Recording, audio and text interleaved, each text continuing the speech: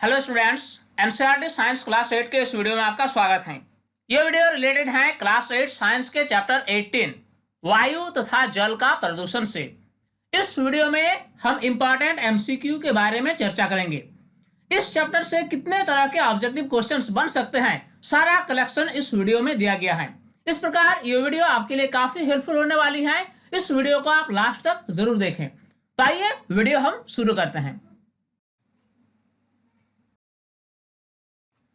निम्न में से कौन सी गैस रक्त की ऑक्सीजन परिवहन क्षमता को कम कर देती है?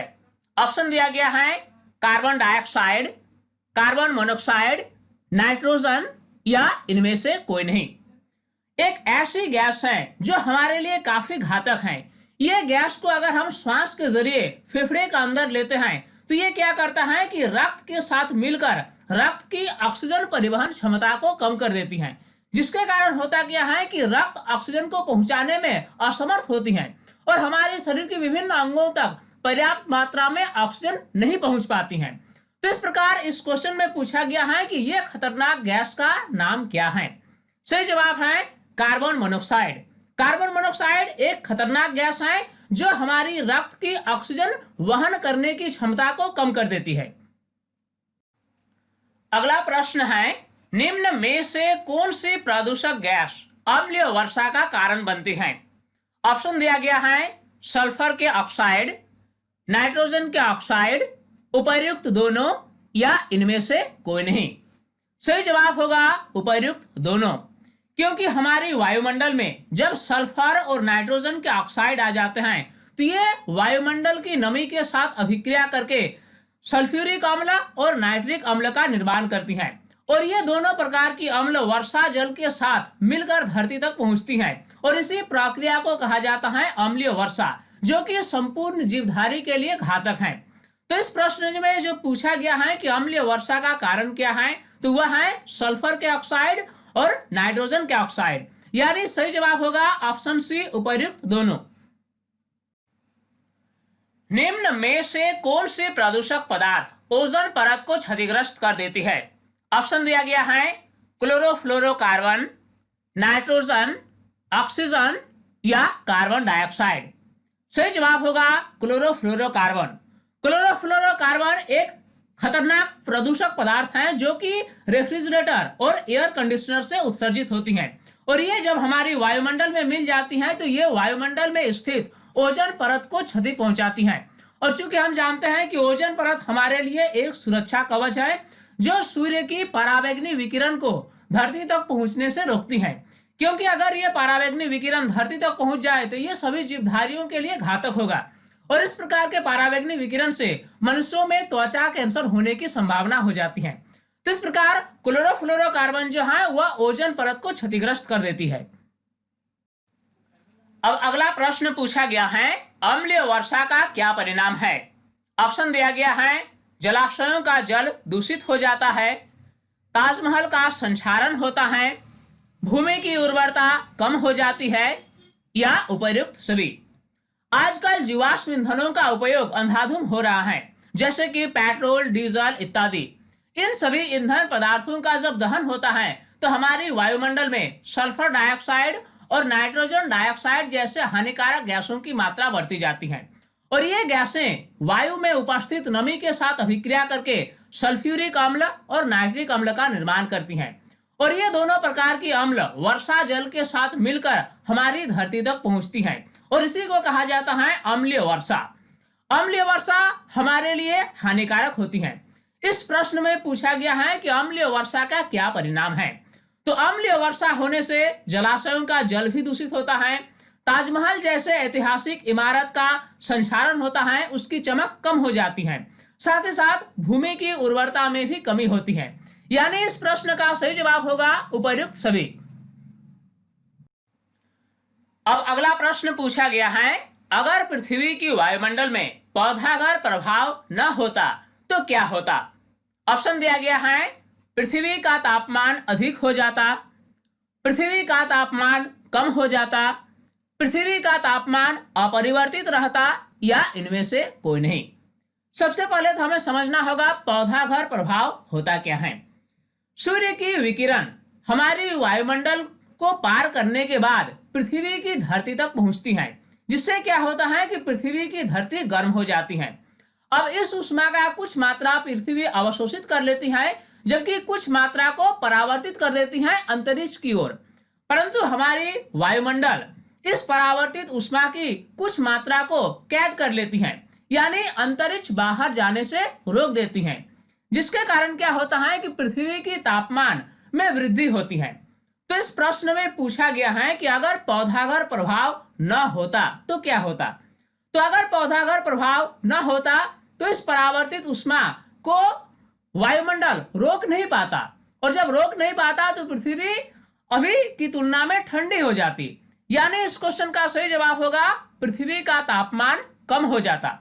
वैज्ञानिकों का ऐसा मानना है कि अगर हमारी वायुमंडल में पौधागर प्रभाव न होता तो हमारी पृथ्वी अत्यंत ठंडी हो जाती, और ये इतनी ठंडी हो जाती कि इसके तापमान बहुत ही कम होने के कारण यहाँ जीवों का रहना संभव नहीं हो पाता, और पृथ्वी की औसत तापमान -15 डिग्री सेल्सियस तक पहुंच जाता, और इतने कम तापमान में जीवों का जिंदा रहना संभव नहीं हो पाता। यानी पौधागर प्रभाव हमारे लिए वरदान है।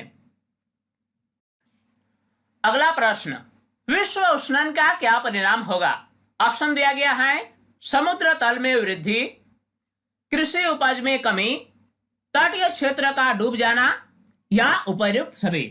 सबसे पहले तो हमें समझना होगा विश्व उष्णन होता क्या है। विश्व उष्णन को इंग्लिश में ग्लोबल वार्मिंग कहा जाता है। आजकल प्रदूषण की समस्या विकराल रूप ले रही है। इसके कारण क्या होता है कि हानिकारक गैसों की मात्रा हमारे वायुमंडल में बढ़ती जा रही है, जिसके कारण क्या होता है कि अधिक से अधिक मात्रा में उष्मा हमारी पृथ्वी में कैद होकर रह जाती है, वह अंतरिक्ष में परावर्तित नहीं हो पाती है, जिसके कारण हमारी पृथ्वी का तापमान सामान्य से अधिक होती जा रही है। यानी कहने का मतलब यह हुआ कि पृथ्वी का गर्म होना ही विश्व उष्णन कहलाता है। तो इस प्रश्न में पूछा गया है कि विश्व उष्णन का क्या परिणाम होगा। तो यह आप खुद ही बता सकते हैं कि अगर हमारी पृथ्वी गर्म होती चली जाए तो क्या होगा। अगर हमारी पृथ्वी गर्म होती चली जाए तो ध्रुवों प्रदेश पर जो बर्फ जमा है, यह बर्फ धीरे धीरे पिघलने लगेगा और यह जाकर समुद्र में मिलता जाएगा, जिसके कारण समुद्र तल में वृद्धि होगी। यानी पहला ऑप्शन जो है ये तो होगा ही।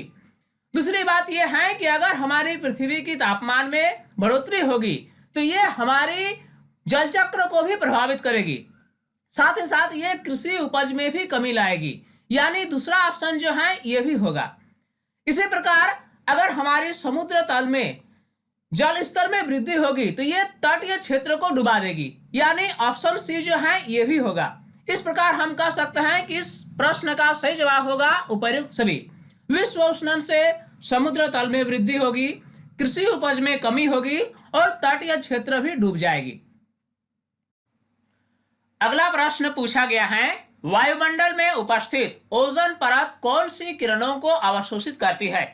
ऑप्शन दिया गया है अवरक्त विकिरण, परावैंगनी विकिरण, कॉस्मिक किरणें या सभी विकिरण। हमारे वायुमंडल में कुछ ऊंचाई पर ओजोन गैस की एक परत पाई जाती है और इस परत को ओजोन परत कहा जाता है। ओजोन परत हमारी पृथ्वी के लिए एक सुरक्षा कवच की तरह कार्य करती है। इसके बिना पृथ्वी पर जीवन का होना संभव नहीं है, क्योंकि ये ओजोन परत क्या करती है कि सूर्य से आने वाली हानिकारक परावैंगनी विकिरण को सोख लेती है और इस प्रकार हानिकारक परावैंगनी विकिरण को धरती तक पहुंचने से रोक देती है। अगर यह हानिकारक परावैंगनी विकिरण धरती तक पहुंच जाती तो इसमें जीवों का जिंदा रहना संभव नहीं हो पाता। यानी हमारी वायुमंडल में जो ओजोन परत पाई जाती है यह सूर्य की परावैंगनी विकिरण को अवशोषित करती है। सबसे खराब वायु प्रदूषण उत्पन्न करने वाला प्रदूषक है।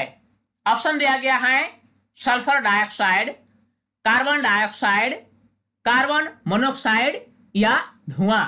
सही जवाब होगा कार्बन मोनोऑक्साइड।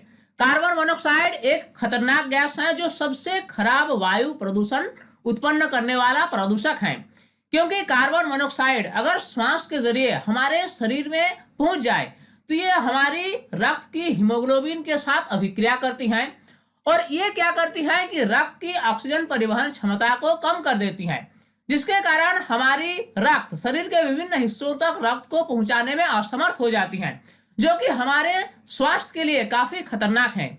यानी कार्बन मोनोऑक्साइड जो है ये एक विषैली गैस है।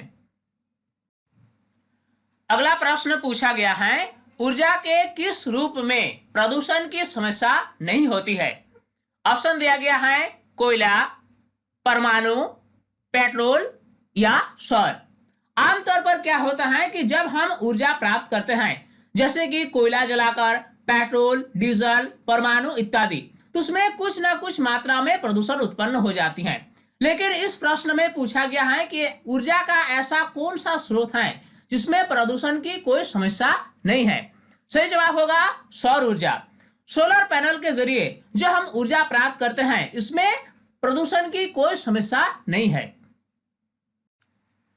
सूर्य से आने वाली हानिकारक परावैंगनी विकिरणों से क्या होता है? ऑप्शन दिया गया है त्वचा का कैंसर, मुख का कैंसर, फेफड़े का कैंसर या यकृत का कैंसर। यह एक इंपॉर्टेंट क्वेश्चन है जो कई बार कॉम्पिटिटिव एग्जाम में भी पूछा गया है।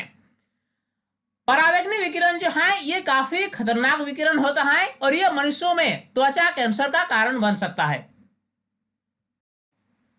वायु में नाइट्रोजन की प्रतिशत मात्रा कितनी होती है?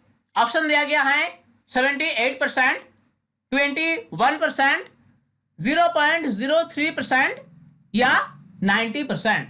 सही जवाब होगा 78%। वायुमंडल में नाइट्रोजन की प्रतिशत मात्रा 78% होता है।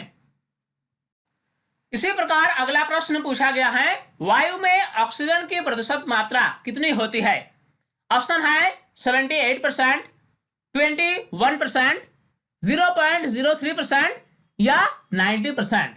सही जवाब होगा 21%।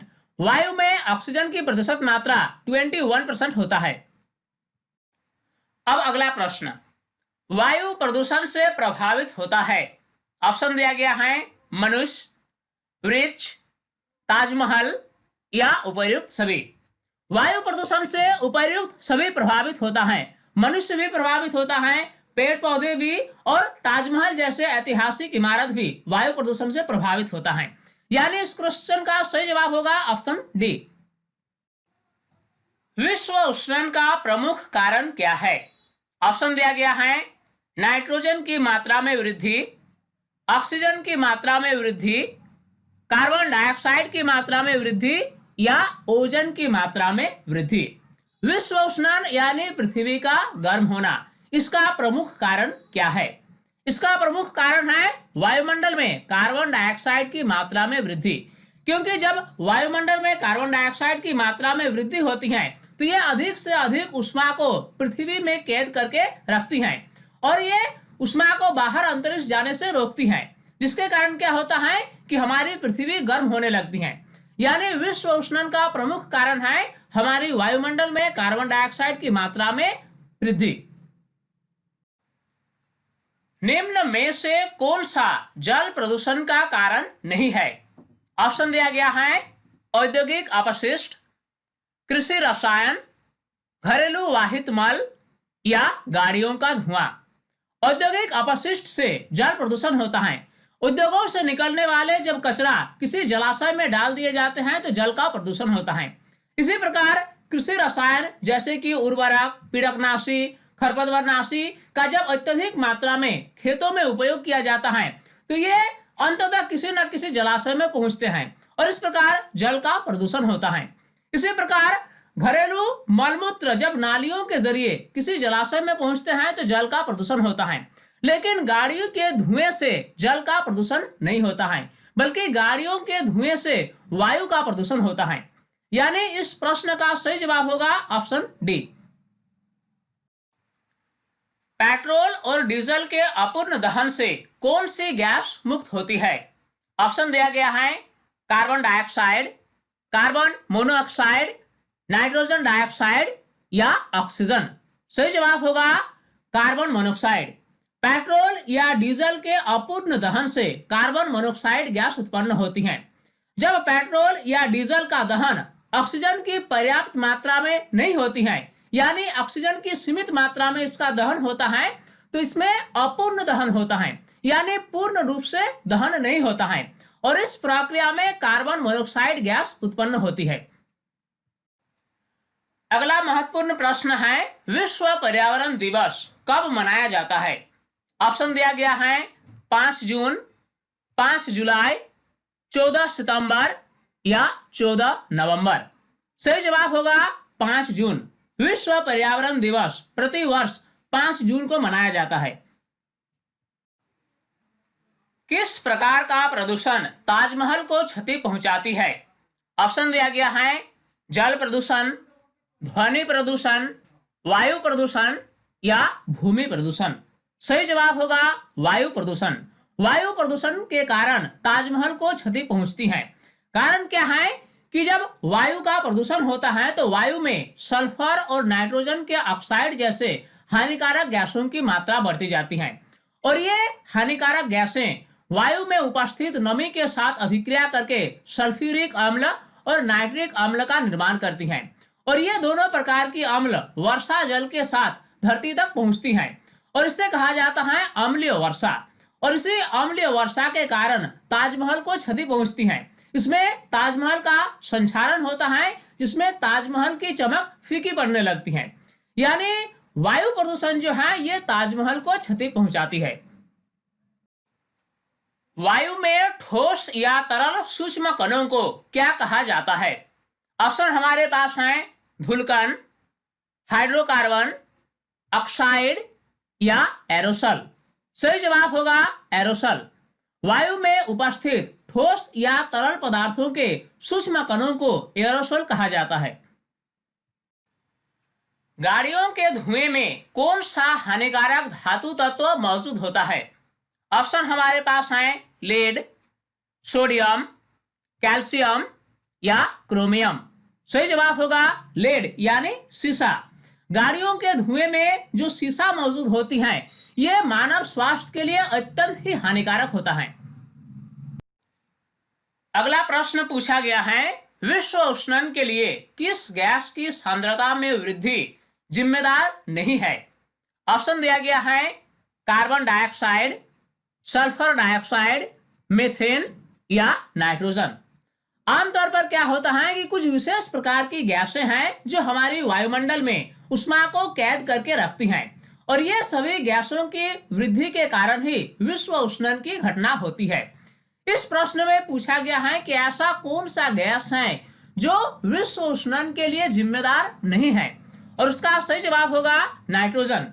क्योंकि carbon dioxide, sulphur dioxide, methane इत्यादि जैसे गैसें ऊष्मा को कैद करके रखती हैं, लेकिन इसमें नाइट्रोजन की कोई भूमिका नहीं होती है। यानी सही जवाब होगा ऑप्शन डी नाइट्रोजन। तो स्टूडेंट्स, उम्मीद करता हूं इस वीडियो में दिए गए ऑब्जेक्टिव क्वेश्चन से आपने काफी कुछ सीखा होगा। ये वीडियो आपको कैसा लगा आप हमें कमेंट सेक्शन में जरूर बताएं। साथ ही हमारे YouTube चैनल साइंस प्लेटफॉर्म को अगर अभी तक सब्सक्राइब नहीं किए हैं तो इससे अभी सब्सक्राइब कर लें और नोटिफिकेशन बेल को ऑन कर लें, ताकि हर नए वीडियोस की अपडेट्स आप तक आसानी से पहुंचती रहे। स्टूडेंट्स, हमारी मेहनत को सफल बनाने के लिए इस वीडियो को लाइक जरूर कर दें। स्टूडेंट्स, तब तक के लिए बाय।